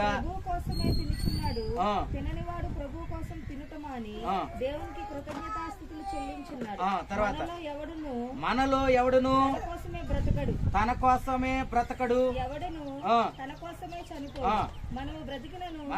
మనము బ్రతికినను ప్రభు కోసమే బ్రతుకుతున్నాం, చనిపోయినను ప్రభు కోసమే చనిపోతున్నాం. ఇది ఇంపార్టెంట్. మీరు బర్త్డే చేసుకుంటారా? ప్రభు కొరకు చేసుకోండి. బర్త్డే చేసుకోకుండా ఉంటారా? ప్రభు కొరకే చేసుకోండి. మీరు ఏది చేసినా ఎవరి కొరకు చేసుకోవాలి? దేవుని కొరకు మాత్రమే చేసుకోవాలి. అంటే నీ పుట్టినరోజు నువ్వు కేక్ కట్ చేయకపోతే ప్రమాదం ఏం లేదు. కానీ నీ పుట్టినరోజు సందర్భంగా ఒక నలుగురికి సువార్తను అందించు, అది దేవునికి మహిమ. ఓ పుట్టినరోజు, ఎందుకు పుట్టినరోజు? నువ్వు హ్యాపీగా ఉండడానికి కాదు, నీకు దేవుడు ఈ లోకంలో నిన్ను బ్రతికించాడు కాబట్టి, నీకు కృపిచ్చాడు కాబట్టి, ఇదిగో ఈ సంవత్సరానికి నన్ను ఇక్కడ బ్రతికించాడు కాబట్టి ఈ రోజు నేను దేవుడిని మహిమపరుస్తా అని చెప్పి చేసుకుంటే అది పుట్టినరోజు దేవుని మహిమ కొరకే. ఇంకొక లాస్ట్ వచ్చిన లాస్ట్ 2 1వ తెస్సలోనికి రాసిన పత్రిక 5వ అధ్యాయము 16వ వచనం. 1వ తెస్సలోనికి రాసిన పత్రిక 5వ అధ్యాయము 16వ వచనం. మీకు చరిత్ర చెప్పాను, బైబిల్ కూడా చెప్తున్నాను. ప్రతి విషయమునందు కృతజ్ఞతాస్తుతులు చెల్లించుడి, ఇలాగు చేయుట యేసుక్రీస్తుకు మీ విషయంలో దేవుని యొక్క చిత్తం. ఇంగ్లీష్ లో చెప్పాలి నాకు, ఏంటి దేవుని యొక్క చిత్తము? ప్రతి విషయంలో, ఇంగ్లీష్ లో చెప్పాలి, ప్రతి విషయంలో థ్యాంక్స్. బర్త్డే అనేది పుట్టినరోజుకి గుర్తు కాదు, బర్త్డే దేవునికి థ్యాంక్స్ చెప్పడానికి గుర్తు. Very important. బర్త్డే ఒక మనిషి కొరకు చేసుకునేది కాదు, బర్త్డే దేవునికి కృతజ్ఞత చెల్లించడానికి చేసుకునే గుర్తు, కార్యక్రమమే గుర్తు. ఓకేనా? ఎందుకు కృతజ్ఞత చెల్లించాలి? కీర్తనల గ్రంథము 139వ కీర్తన, కీర్తనల గ్రంథము 139. ఇది లాస్ట్ రెఫరెన్స్. టపా చెప్పేస్తా. కీర్తనలు 139. చెప్తాను 12. చీకటైనను 3వ వచనం ఒకసారి చదవండి. నా నడకను నా పడకను నువ్వు పరిశీలన చేసి ఉన్నావు, నా చర్యలన్నిటినీ నువ్వు బాగుగా తెలుసుకుని ఉన్నావు. యెహోవా అది నీకు పూర్తిగా తెలిసి ఉన్నది. వెనుకను ముందును నీవు నన్ను ఆవరించి ఉన్నావు, నా చేయి నా మీద ఉంచి ఉన్నావు. ఇటు తెలివి నాకు మించినది. అక్కడ ఆగిపోండి. 13వ వచనం. నా అంతరేంద్రియములు నువ్వు కలుగా చేసితివి. తర్వాత నా తల్లి గర్భమందును నన్ను నిర్మించిన వాడవు నీవే. నీవు నన్ను కలుగ చేసిన విధము చూడగా భయమును ఆశ్చర్యమును నాకు పుట్టుచున్నది. నీ గురించి నువ్వు తెలుసుకుంటే ఒక భయము ఒక ఆశ్చర్యం వస్తుంది. భయం ఏంటంటే దేవుడు ఎంత గొప్పవాడో తెలుసుది. ఆశ్చర్యం ఏంటంటే తెలుసా, నిన్ను తయారు చేసిన విధానము నీకు అర్థమైతే నీకు ఖచ్చితంగా ఆశ్చర్యం వస్తుంది. అలా వస్తే అందును బట్టి నేను నీకు పుట్టిన రోజున కృతజ్ఞతలు చెల్లించుచున్నాను. ఓకేనా, రాసుకోండి అక్కడ. అందును బట్టి నేను నీకు పుట్టినరోజు కృతజ్ఞతలు చెల్లిస్తున్నాను. ఇదిగో బర్త్డే ఈజ్ కోల్డ్, పుట్టినరోజున దేవునికి కృతజ్ఞతలు చెల్లించుట. ఎందుకు ఈ మాట చెప్తున్నానో తెలుసా, చాలా మంది మానవుడు ఎలా పుట్టాడు అంటే, ఇదిగో డార్విన్ సిద్ధాంతం ప్రకారము నీళ్ల అడుగున ఒక జీవి మొట్టమొదటిసారిగా పుట్టింది. అది కాలక్రమేణా అభివృద్ధి చెందుతూ ఒక లార్వా లాగా తయారైంది. దాంట్లో నుంచి ఒక జీవి పుట్టింది. దాంట్లో నుంచి కొన్ని జీవులు పుట్టాయి. దాంట్లో నుంచి ఒక జీవి అంటే కొంచెం సైన్స్ చెప్తా, దాంట్లో నుంచి సకశేరుకాలు అనే ఒక వర్గం బయటకు వచ్చింది. దాంట్లో నుంచి కోతులు అనేవి బయటకు వచ్చాయి. ఆ కోతులో నుంచి మనిషి బయటకు వచ్చాడు అని ఒక డార్విన్ చెప్పాడు. కొంతమంది ఏమంటారంటే దేవుడు అనేవాడు లేడు, దేవుడు అనేవాడు లేడు, మనిషి ఒక ఈ సృష్టిలో ఉన్న సైన్స్ ప్రకారం అభివృద్ధి చెందుతూ మానవుడు ఏర్పరచబడ్డాడు అని చెప్తాడు. ఇప్పుడు దీనికి ఒక ఉదాహరణ చెప్తా. ఇదిగో ఒక విమానము సముద్రం మీద ఇలా వెళ్తా ఉంది. సముద్రం మీద ఇలా వెళ్తుంది. విమానంలో చాలా మంది పైలట్లు అదే ప్యాసింజర్స్ ఉన్నారు. ఎదర ఇద్దరు విమానం తోలేవాళ్ళు ఉన్నారు. ఎంతమంది? ఇద్దరు తోలేవాళ్ళు ఉన్నారు, విమానాన్ని తోలేవాళ్ళు. వాళ్ళు సముద్రాన్ని దాటి అడవి మీదగా వెళుతూ ఉండగా, అంటే సముద్రం మీద వెళ్తున్నారు, పైన వెళ్తుంది విమానం, కిందకు చూస్తున్నారు. సముద్రం పైన విమానం వెళ్తుంది. ఇలా వెళ్తున్నప్పుడు కింద వాళ్ళకి ఏం కనిపిస్తుంది? సముద్రం మీద వెళ్ళినప్పుడు ఏం కనిపిస్తుంది? కనపడింది. ఇంకొంచెం ముందుకు వెళ్ళిన తర్వాత అడవి వచ్చింది, అప్పుడేం కనిపిస్తుంది? అడిగింది. ఆ అడుగు దాటిన తర్వాత ద్వీపం వచ్చింది. ద్వీపం అంటే తెలుసా? తెలీదా? చుట్టూ సముద్రం ఉండి మధ్యలో భూమి ఉంటుంది, దాన్ని ద్వీపం అంటారు. అది వచ్చింది. అది వస్తున్నప్పుడు ఆ మధ్యలో భూమికి ఇక్కడ నీళ్ళకి మధ్యలో వాళ్ళకి కొన్ని రాళ్ళు కనపడ్డాయి. పెద్దగా రాళ్ళు, విమానం నుంచి చూస్తే కనిపించేంత పెద్ద రాళ్ళు కనపడ్డాయి. ఆ రాయి ఎలా ఉందంటే ఇట్లా ఒక ఆకారంలో పెట్టి ఉంది. అట్లా పెట్టుంటే ఆ రాళ్ళు ఒకటేమో ఎల్లో కలర్ లో ఉన్నాయి, సముద్రపు రాళ్ళు, ఒకటేమో బ్లూ కలర్ లో ఉన్నాయి, ఒకటి బ్లాక్ లో ఉన్నాయి, ఒకటేమో మట్టి కలర్ లో ఉన్నాయి. ఈ రంగురంగు రాళ్ళతో HELP అని రాస్తుంది. అక్కడ ఏంటది? ఏమని రాస్తుంది? HELP అని రాస్తుంది. రాసంగానే ఈ విమానం తోలేడు పక్కన పెడతా అన్నాడు. ఇలా అన్నాడు, అరే అక్కడెవరో మనుషులు ఉన్నారు, అక్కడెవరో రాళ్ళు హెల్ప్ అని రాసి పెట్టారు అని చెప్పాడు. ఈ పక్కన ఉన్నోడు అన్నాడు, అది లేదబ్బాయి, సముద్రం రాళ్ళందరూ ఇలా కొట్టుకొస్తున్నప్పుడు ఆ యంత్రకదే అలాగా హెల్ప్ అని పెట్టింది అని చెప్పాడు. వీళ్ళిద్దరిలో ఎవరు రైటు? ఎలా చెప్పారు? సముద్రంలో రాళ్ళు వచ్చి హెల్ప్ అని పెట్టవా? గట్టి చెప్పాలి. ఖచ్చితంగా అక్కడెవరో ఉండాలి. ఎందుకని? అది దీపం. దానికంటే ఆశ్చర్యమైంది, అది మనిషే పెట్టుంటాడు అని చెప్పడానికి ఒక గుర్తుంది. ఇంగ్లీష్లో రాసింది కాబట్టి, HELP అని రాసింది కాబట్టి ఖచ్చితంగా అక్కడ ఎవరున్నారు? మనిషి ఉన్నాడు. ఇప్పుడు రాళ్ళు కొట్టుకొస్తే ఏ షేప్లో ఉంటాయి? చంద్రవందరంగా ఉంటాయి. ఓకేనా? రాళ్ళు కొట్టుకొస్తే చంద్రవందరంగా ఉంటాయి కాబట్టి అది HELP అని ఒక లైన్లో రాసుండి దానికి కలర్స్ ఉన్నాయి కాబట్టి ఖచ్చితంగా అది పెట్టింది ఖచ్చితంగా ఎవరై ఉండాలి? మనిషి అయి ఉండాలి. ఒక షేప్ ఉంది. ఏముంది? ఒక షేప్ ఉంది. ఆ షేప్కి ఒక మీనింగ్ ఉంది. ఆ మీనింగ్ ఒక అర్థాన్ని చూపిస్తుంది. అవునా? అక్కడ షేప్ కనిపిస్తుంది. ఆ షేప్ వెరైటీగా ఉంది, అంటే అర్థవంతంగా ఉంది, ఒక క్రమం ఉంది, అదొక మీనింగ్ ఇస్తుంది. రాళ్ళు అక్కడ అలా పేర్చబడి ఉంటే షేపును చూసి, అక్షరాల లైన్ చూసి, దాని మీనింగ్ చూసి, దాని క్రమం చూసి ఒక్కటే అనుకుంటే నీకు 2 కాళ్ళు, 2 చెవులు, తల, ఆలోచన శక్తి ఇన్ని ఇచ్చిన దేవుడు నీ వెనక ఉన్నాడు అని చెప్పడానికి ప్రూఫ్ ఉంది. నువ్వు ఉన్నావని చెప్పడానికి ప్రూఫ్ ఏంటంటే నువ్వు ఆలోచిస్తున్నావు, నువ్వు పని చేస్తున్నావు, నువ్వు వాసన చూస్తున్నావు, నీ హార్ట్ కొట్టుకుంటుంది, నీ కిడ్నీలు పనిచేస్తున్నాయి, నువ్వు క్రమ పద్ధతిలో పనిచేస్తున్నావు. ఇంత పర్ఫెక్ట్గా నువ్వు ఎలా తయారు చేయబడ్డావు? దేవుని కృప. ఖచ్చితంగా వెనక ఎవరు?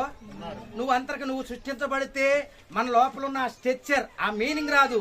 మనం పుట్టడానికి అప్పుడు ఒక మీనింగ్ ఉంది, మనం సృష్టించడానికి ఒక మీనింగ్ ఉంది, హెల్ప్ అని పెట్టడానికి అక్కడ ఏదో పని ఉంది. అతనికి ఏదో పని ఉంది కదా, ఎవరైనా చూస్తారు అనేది అతని యొక్క పని. ఆ హెల్ప్ అని రాసిన దాంట్లో ఒక మీనింగ్ ఉంది, దాని కొరకు రాళ్ళు పేర్చినప్పుడు ప్రతి రాయికి ఒక పని ఉంది. అలాగే నీ బాడీ నిర్మాణము చూసినప్పుడు దేవుడికి ఒక పని ఉంది. దేవుడు నీ వెనక నిర్మించాడని చెప్పడానికి ఒక మీనింగ్ ఉంది.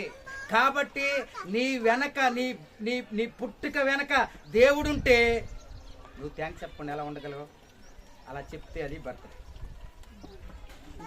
ఈరోజు నుంచి మీరు మార్చేయాలి బర్త్డే. గ్రీకులది కాదు, ఈజిప్టుది కాదు, బైబుల్ తీసుకుంటాం.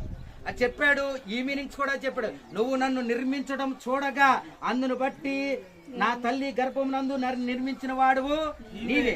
నీవు నన్ను కలుగ చేసిన విధానము చూడగా భయమును ఆశ్చర్యమును నాకు పుట్టుచున్నవి. అందును బట్టి నేను నీకు కృతజ్ఞతాస్తుతులు చెల్లించుతున్నాను. ఇదిగో ఎంత మొద్దు జ్ఞానము లేనోడైనా కాదు ఆలోచించగలడు. ఏం చేయగలడు? ఆలోచించగలడు. అమ్మా కొంచెం ఆలోచించండి. ఆలోచించగలడు. ప్రతి వ్యక్తి ఆలోచించగలడు. ఎలా పనిచేస్తున్నాడు? ఆలోచించి ఎలా పనిచేస్తున్నాడు చెప్పనా మీకు? అసలు మన పుట్టిక గురించి చిన్న స్ట్రక్చర్ చెప్తా. మనము మన బాడీ నిర్మాణము కొన్ని కోట్లు కాదు, బిలియన్స్, కోట్ల కంటే ఎక్కువ బిలియన్స్ కణాలతో ఏర్పడ్డాయి. ఈ బాడీ అంతా కొన్ని బిలియన్స్ కణాలతో ఏర్పడింది. కణాలంటే అర్థమైందా? మీకు అర్థం అవడానికి చెప్తా, ఇంకా అర్థం కాకపోతే బాగా అర్థమయ్యేటట్టు చెప్తా. ఇసుక మీరు ఇల్లు కట్టడానికి ఇసుక చేస్తారు కదా, ఇసుకని ఇలా పోస్తే చిన్న చిన్న రేణువులు ఉంటాయా? ఆ రేణువులన్నీ ఒక్కొక్క కణం, దాంట్లో కొంచెం సిమెంట్ వేయండి, దాంట్లో కొంచెం వాటర్ పోయండి, కొద్దిసేపు గాలికి అలా వదిలేయండి. ఏమైంది? గడ్డ కట్టింది. ఆ గడ్డలో ఎన్ని కణాలు ఉన్నాయి? అనంతం. అలా కొన్ని కణాల కలయికే నువ్వు నేను. ఓకేనా? దాని యొక్క లెక్క ఎంత అంటే మనిషి లెక్కలోనికి లేనంత అన్ని కణాల యొక్క లెక్క ఉంది కదా. ఆ కణాల యొక్క ప్రతి ఒక్క కణంలో ఒక స్ట్రక్చర్ ఉంటుంది. ప్రతి కణానికి ఒక స్ట్రక్చర్ ఉంటుంది. దాన్ని DNA అంటారు. పోలీసులు DNA టెస్ట్ అంటారు కదా. ప్రతి కణానికి ఏముంటుంది? DNA ఉంటుంది. ఒక మనిషికి ఉన్న DNA ఇంకో మనిషికి ఖచ్చితంగా వారిని ఎంతమంది పుట్టుంటారు, ఎంతమంది మరణించుంటారు? ఒక మనిషి DNA ఇంకో మనిషికి DNAకి మ్యాచ్ అవ్వకుండా ప్రతి కణములో DNAని పెడితే ఆ నిర్మాణం ఎంత గొప్పదే, అవునే కాదా? దాని నిర్మాణం ఎంత గొప్పదే అర్థం చేసుకోండి. అర్థమైందా? ఇప్పుడు అన్ని DNAలు కలిస్తే, అన్ని DNA ఉంది కదా, ఒక DNA యొక్క స్ట్రక్చర్ వాల్యూ, ఓకేనా? ఒక DNA యొక్క స్ట్రక్చర్ వాల్యూ, స్ట్రక్చర్ అంటే DNA అంటే అది లిచ్చిన్లాగా ఇలా బొంగరం లాగా తిరిగి ఉంటుంది. దాంట్లో 4 పదాలు ఉంటాయి. ఆ 4 పదాలు దేనికో చెప్పే ముందు ఆ 4 పదాల యొక్క చేసే పని యొక్క కొలతని గనక మనం రాస్తే 600 పేజీల పుస్తకం అవుద్ది. ఒక్క కణంలోది. అర్థమైందా? మీరు బ్లేడ్తో ఇలా కట్ చేసి ఒక ముక్క పడేయండి. ఆ ముక్కలో కొన్ని కోట్ల కణాలు ఉంటాయి. అంటే కొన్ని కోట్ల కణాల్లో ఒక్కొక్క కణానికి ఒక్కొక్క DNA ఉంటుంది. ఆ DNA మీద ఉన్న స్ట్రక్చర్ యొక్క మ్యాటర్ రాస్తే 600 పేజీల యొక్క పుస్తకం అవుతుంది. అలా మొత్తం DNA లెక్కించాలంటే ఎన్ని పుస్తకాలు అవుతాయి తెలిస్తే, చందమామ దగ్గరికి పైకి కిందకి 4 సార్లు తిరిగితే ఎంత దూరం వస్తుందో అంత మ్యాటర్ వస్తుందంట. అంత మ్యాటర్ని దేవుడు మనకి పెట్టాడు. ఒక్కొక్క DNA ఇంకొకరు మ్యాచ్ అవ్వదు. అవునా? రేషన్ షాప్కి వెళ్తున్నారా? ఏం వేస్తున్నారు? తంబు. రాజు బదులు రేపొద్దు నేను వెళ్ళి తంబేస్తా. ఇస్తారా? ఎందుకని? ఆయనది వేలు, నాదే వేలు. తంబి గారు వెళ్తారు తంబేయడానికి, ఒప్పుకుంటారా? సుధాకర్ అని వెళ్తే ఒప్పుకుంటారా? ఒప్పుకోరు. వాళ్ళు ఒప్పుకున్నా మిషన్ ఒప్పుకోదు. ఎందుకు తెలుసా? రాజు యొక్క స్ట్రక్చర్ వేరు, మిగతా వారు తెచ్చారు. ఎలా పాసిబుల్? ఒకరికి మ్యాచ్ అవ్వకుండా ఎలా పాసిబుల్? అది దేవునికి మాత్రమే. ఆశ్చర్యం అనిపించట్లేదా? ఇంకా ఆశ్చర్యపడే విషయం చెప్తాను చూడండి. అవలేదు ఇప్పుడే, ఇంకా ఆశ్చర్యపడే విషయం చెప్తా.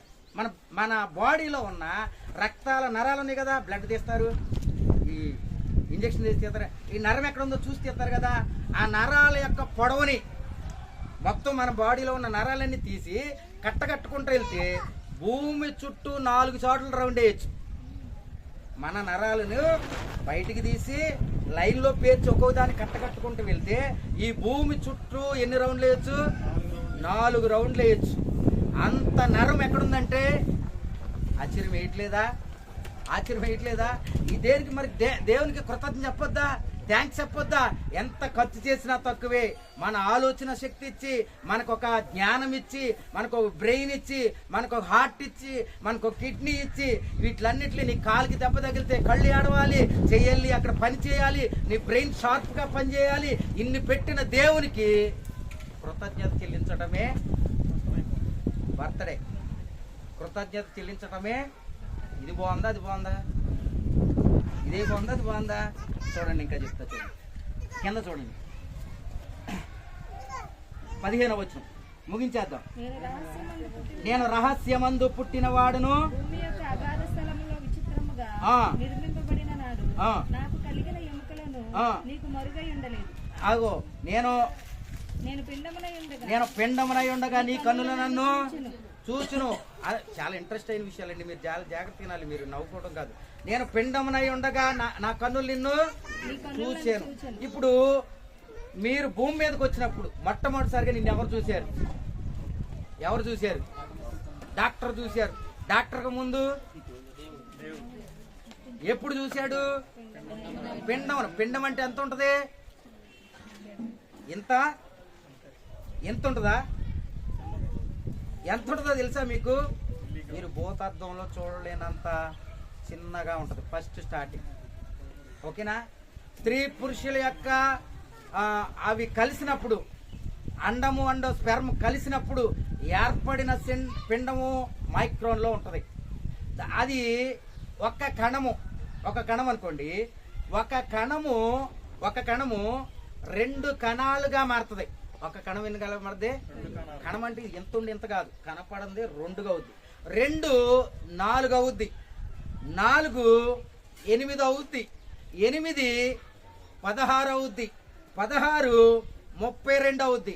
ఇలా డివైడ్ అవుతున్నప్పుడు ఒక కణము చెవిగాను, ఒక కణము ముక్కుగాను, ఒక కణము చర్మంగాను, ఒక కణము గుండెగాను, ఒక కణము ఊపిరితిత్తుగాను ఇలా మల్టిప్లై అవుతూ నిన్ను ఒక షేప్లోకి వస్తుంది. ఈ షేప్ ఎవరు? నువ్వు చూడరు, అమ్మ చూడరు, నాన్న చూడరు, కేవలము దేవుడు మాత్రమే. ఏం చెప్పాలి అప్పుడు? ఆయనకి థ్యాంక్స్ చెప్పాలి. తిని కూర్చొని ఆయన గురించి తెలుసుకోలేకపోతాం. అంత దౌర్భాగ్యం. ఎంత ప్లాన్ ఉండాలి తెలుసా? ఇందుట్లో ఆశ్చర్యపడే విషయం తెలుసా? ఒక కణము 2 అవ్వాలా, 2 4 అవ్వాలా, 4 8 అవ్వాలా. ఇందుట్లో ఏ ఒక్కటి అవ్వకపోయినా అవుట్గా బయటకు వస్తాడు. అయ్యా, మీ ఊళ్ళో లివర్ ఊపిరితిత్తులు చిన్నగా ఉన్నాయి, మీ ఊళ్ళో గుండెకాయ పెరగలేదు అన్నప్పుడు పిండంగా చంపేయాల్సిన పరిస్థితి. కానీ ప్రతి కణము అది పర్ఫెక్ట్గా పనిచేయాలని దేవుడు దానికి కాపీ సిస్టాన్ని ఇచ్చాడు. ఏమిచ్చాడు? కాపీ సిస్టమ్ అంటే తెలుసా? ఒక పేపర్ పెడితే జిరాక్స్లు ఎన్నైనా తీసుకోవచ్చు. ఒక కణము 2 అయ్యే కాపీ ఇచ్చాడు, 2 4 అయ్యే కాపీ ఇచ్చాడు, 4 8 అయ్యే కాపీ ఇచ్చాడు, 8 16 అయ్యేది ఇచ్చాడు, 16 32 అయ్యేది ఇచ్చాడు. ఇలా పెరుగుతూ ఉన్నప్పుడు నువ్వు వచ్చిన స్ట్రెచ్చరే నువ్వు నేను ఇలా వచ్చిన తర్వాత కూడా దేవుణ్ణి మనల్ని వదిలిపెట్టలేదు. ఏంటో తెలుసా? నువ్వు నడుస్తున్నప్పుడు ముళ్ళ మీద కాలేస్తే నీ బ్రెయిన్కి వెళ్ళి వెంటనే నొప్పి ఏంటో చెప్పాలి. నొప్పి ఏంటో చెప్తే నీ చెయ్యి అక్కడికి వెళ్ళి దాన్ని తీసుకోవాలి. దానికి ఏమో స్ట్రక్చర్ అవుతుందా, అది సెప్టిక్ అవుతుందా, ఏమైనా ప్రాబ్లం అవుతుందా అని నీ బ్రెయిన్ ఆలోచించాలి. నీ బ్రెయిన్ ఆలోచించేటట్టుగా సిస్టాన్ని కూడా ఆయన పెట్టేశాడు. ఎంత చేశాడు దేవుడు?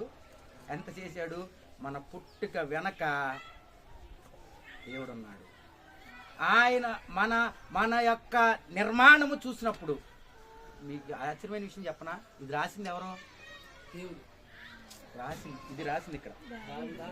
దావీదుకి టైంలో సైన్స్ లేదు, దావీదు టైంలో కంప్యూటర్ లేవు, దావీదు టైంలో పుస్తకాలు లేవు. ఆయన చెప్పాడండి, ప్రభువా నువ్వు నన్ను చేసిన విధానం చూస్తే ఆశ్చర్యం వేస్తుందని చెప్తే, ఇంత టెక్నాలజీ ఉన్న మనము దౌర్భాగ్యం వదిలేసి దేవుడేంటో తెలియక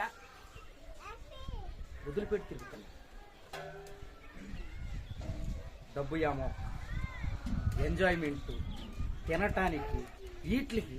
అలా దేవుడు నిర్మాణం ఒక్కసారి ఆలోచిస్తే ఆశ్చర్యమే చచ్చిపో. అసలు ఎలా ఉంటావు ఒక్కసారి కనుక నువ్వు చనిపోయి తర్వాత ఆయన చెప్తాడు, నిన్ను ఇలా చేశాను రా అబ్బాయి, ఇలా చేశానమ్మా నేను నిన్ను అని. ఆయన నిర్మాణం చెప్తున్నప్పుడు సిగ్గుపడాల్సిన టైం వస్తుంది. మనం ఇలా పడకూడదు. మనం ఇక్కడ ఉన్నప్పుడు తెలుసుకోవాలి, థ్యాంక్స్ చెప్పాలి. కేకులు మొహమంతా పూసుకోవటం వల్ల ఉపయోగం లేదు. నేను ఈరోజు బ్రతుకున్నానంటే ఆయన నన్ను నిర్మించి ఇన్ని సంవత్సరాలు నన్ను కాచాడు. జరిగిపోయిన దానికి థ్యాంక్స్ చెప్తున్నా, జరగాల్సిన దాన్ని నీ కృపకే అప్పగిస్తున్నా. సంవత్సరం అనే దయా కిరీటాన్ని నాకు ఇచ్చని చెప్పాడు కదా. ఏం చెప్పాడు? సంవత్సరం అనే దయా కిరీటం అంటే ఏంటి? సంవత్సరం అంటే ఈ సంవత్సరం ఇచ్చాడని కాదు దాని అర్థం. చాలా మంది ఏం చెప్తున్నారంటే ఇప్పుడు జరుపుకుంటున్న దానికి సంవత్సరం అనే దయా కిరీటం కాదు. నువ్వు పిండంగా ఏర్పడ్డావా, అక్కడ నుంచి నీకు భూమి మీద ఒక టైం ఉందా, అక్కడ వరకు ఉన్న టైం మొత్తాన్ని సంవత్సరం అనే దయా కిరీటము. హల్లెలూయా. అర్థమైంది మీకు? దయా కిరీటం అంటే ఆ రోజు జరుపుకునే దయా కిరీటం. అమ్మా ఈ రోజు నాకు సంవత్సరం అనే దయా కాదు కాదు కాదు. ఆయన ఎక్కడ ప్లాన్ చేశాడంటే, నువ్వు ఇప్పుడు తల్లి గర్భంలో పిండంగా ఉన్నప్పుడు స్టార్ట్ చేశాడు. నువ్వు ఎప్పటి వరకు ఉండాలో అప్పుడు వరకు మొత్తం ఒక కృపలో పెట్టాడు. దేంట్లో పెట్టాడు? కృపలో పెట్టారు. దీన్ని అంతటిని దయా కిరీటము అని అన్నారు. అంటే నేను దేంట్లో వెళ్తున్నా తెలుసా? ఆ దయా కిరీటంలో వెళ్తున్నా. ఎందుకయ్యా ఈ సంవత్సరంలో వెళ్తున్నప్పుడు నాకు అనారోగ్యం చెడిపోయింది, దయా కిరీటం నుంచి బయటకు వచ్చావు నువ్వు. ఎవడు తాగమన్నాడు నిన్ను? ఎవడు తాగమన్నాడు నిన్ను? ఎవడు నిర్లక్ష్యంగా ఉండమన్నాడు? దేవుడు చెప్పాడు కదా, ఇది చెయ్యి, ఇది చేయకూడదు. ఆయన చెప్పినట్టు చెయ్యి. ఇప్పుడు కూడా ఆయనదే బాధ్యత. సంవత్సరం అనే దయా కిరీటంలో అన్లిమిటెడ్ గా వెళ్ళాలి. నువ్వు ఎంత నీకోసం డిక్లేర్ చేశాడో అక్కడ వరకు నువ్వు వెళ్ళాలి, అక్కడ వరకు నువ్వు ఉండాలి. అది దేవుని యొక్క ఉద్దేశం. ఎంత ప్లాన్ చేశాడు, ఎంత ఆలోచన కలిగి ఉన్నాడు దేవుడు. అందుకే ఈ విషయం దావీదుకి అర్థమైంది, మనకెందుకు అర్థం కావట్లేదు అనేదే నా యొక్క ప్రశ్న. నేను పిండమునై ఉండగా నీ కన్నులు నన్ను చూచెను, నీ వింపబడిన దేమన ఒక్కటైనను కాక పోయింది. మన ఈ ఫోను 60 మెగాపిక్సెల్. ఈ ఫోన్ ఏంటది? 60. హైయెస్ట్ పిక్సెల్ ఎంత ఎవరికైనా తెలుసా? కెమెరాల్లో హైయెస్ట్ పిక్సెల్ ఎంత? హైయెస్ట్ ఇప్పుడున్న దాంట్లో 200, ఇప్పుడు 300 వివోలో వచ్చింది. ఓకేనా? ఇప్పుడు దీని యొక్క మెగాపిక్సెల్ అంటే కెమెరా యొక్క క్వాలిటీని పెంచడానికి సాఫ్ట్వేర్లని పనిచేస్తే నీ కన్నుకి మించిన మెగాపిక్సెల్ ఇంకెక్కడా కూడా భూమి మీద ఇంకా పుట్టలే. మన అన్లిమిటెడ్, మన స్పష్టతగా చూసేంత మెగాపిక్సెల్ కాపీ చేయడమే ఫోన్ని. దీన్ని కాపీ చేసి ఫోన్ చేస్తున్నారు కానీ మనల్ని కాపీ చేసుకోవడమే. దేవుడు ఇచ్చిన మనల్ని. కెమెరా దేని నుంచి వచ్చింది? మనం చూడలేంది, మనం స్పష్టంగా చూడాలి, దీంట్లో చూడాలనుకుంటాం. దీని మెగాపిక్సెల్ కంటే ఆయన చేతిలో నిర్మించబడిన నీ కన్ను మెగాపిక్సెల్ చాలా గొప్పది. హల్లెలూయా. ఎంత ఎన్ని చెప్పుకోవచ్చు తెలుసా? మనిషి రోజుకి నిమిషానికి ఎన్నిసార్లు కొట్టుకుంటది? నిమిషానికి ఎన్ని? 72. రోజుకి ఎన్ని గంటలు? 24 గంటలు. 24 గంటలు ఎన్ని నిమిషాలు ఉన్నాయి? 24 గంటలు ఎన్ని నిమిషాలు ఉన్నాయి? ఇంటూ 72 వేస్తే రోజుకి ఎన్ని కోట్ల సార్లు నీ గుండు కొట్టుకుంటుంది? ఒక్కసారి ఆగితే చచ్చిపోతాం. కానీ ఒక్కసారి కూడా ఆగదు. నీ వయసుని ఆయన నిర్మించాడు, అక్కడ వరకు అది కొట్టుకుంటూనే ఉంటది. మన బ్రెయిన్ పగలు పని చేసేదానికంటే నిద్రపోయినప్పుడు మరింత ఎక్కువగా పనిచేస్తుంది మనకి. అంటే అది కూడా నైట్ రిలాక్స్ అయితే డెడ్ బాడీ. నైట్ మనం రిలాక్స్ అయినప్పుడు బ్రెయిన్ కూడా రిలాక్స్ అయితే బాక్స్లో పెట్టేస్తారు. కానీ మనం నిద్రపోతున్నప్పుడు పని ఎవరికి ఎక్కువ చెప్పాడంటే దేవుడు బ్రెయిన్కి చెప్పాడు. ఎన్ని విషయాలు ఇప్పుడు చదవండి ఒకసారి. ఆ వచనాలు చదివి ప్రార్థన చేసుకుందాం. మనం ఆ వచనాలు చదివి ప్రార్థన చేసుకుందాం. నా తల్లి గర్భములో నన్ను నిర్మించినవాడు నీవే.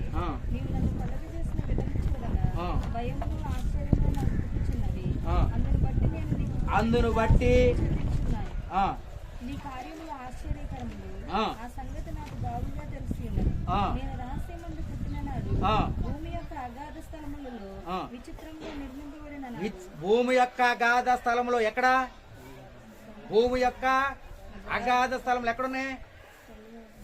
తల్లి గర్భం. భూమిలో అగాధ స్థలం కాదు, మనకి తెలియని అగాధ స్థలంలో దేవుడు మనల్ని తల్లి గర్భంలో ఆయన కూర్చొని ఒక మిషన్ వర్క్ చేశాడు. ఆయన వర్క్ చేశాడు. మీకు ఆశ్చర్యపడి చెప్పనమ్మా, కూర్చోండి. దేవుడు ఒక వర్క్ చేశాడు. ఎక్కడ? తల్లి గర్భంలో కూర్చోబెట్టి ఒక వర్క్ చేశాడు కదా. ఆ వర్క్ చేసింది ఏంటో తెలియడం కొరకు ఎంబీబీఎస్ చదవాలి. అదేంటో తెలియడం కొరకు ఎంబీబీఎస్ చేసినా వాడికి తెలిసింది కొద్దిగే. వాడికి తెలియకపోతే వాడు చెప్పే ప్రశ్న ఏంటో తెలుసా? దేవుడే కాపాడాలి. అంటే డాక్టర్లకు కూడా తెలియని రహస్యం సృష్టిలో దేవుడు పెట్టాడు. ఒక మనిషి బ్రతుకున్న జీవిత కాలం అంతయో చర్మము 35 కేజీలు ఊడిపోతాడు. ఒక మనిషి 70 సంవత్సరాలు జీవిస్తే 35 కేజీల చర్మము ఊడిపోద్ది. అయినా నీకేమవుదో నాకేమి అవదు, ఇంకా షైన్ అవుతూనే ఉంటాం.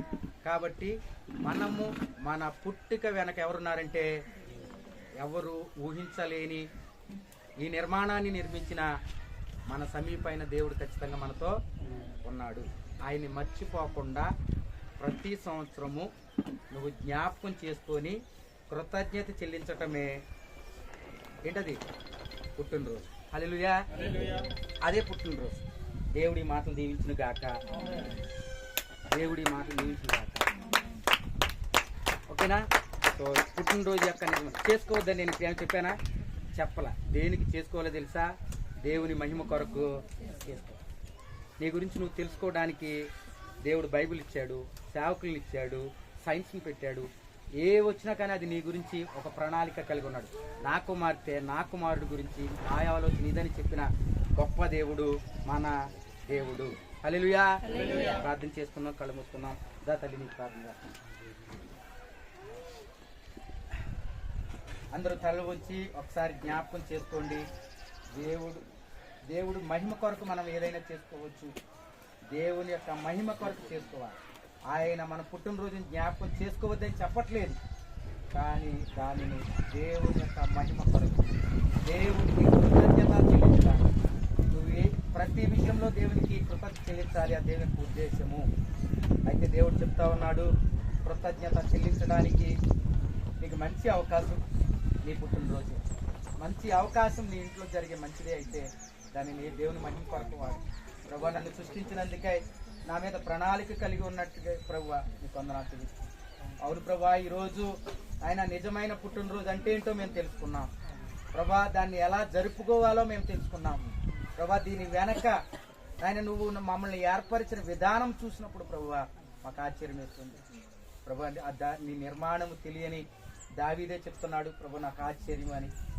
ఇదిగో నాయన, అవును తల్లి, మా తల్లి గర్భంలో ఉండగానే మమ్మల్ని నిర్మించి ఏర్పాటు చేసుకొని ప్రభు మమ్మల్ని ఈ లోకంలో ఉంచావు ప్రభు.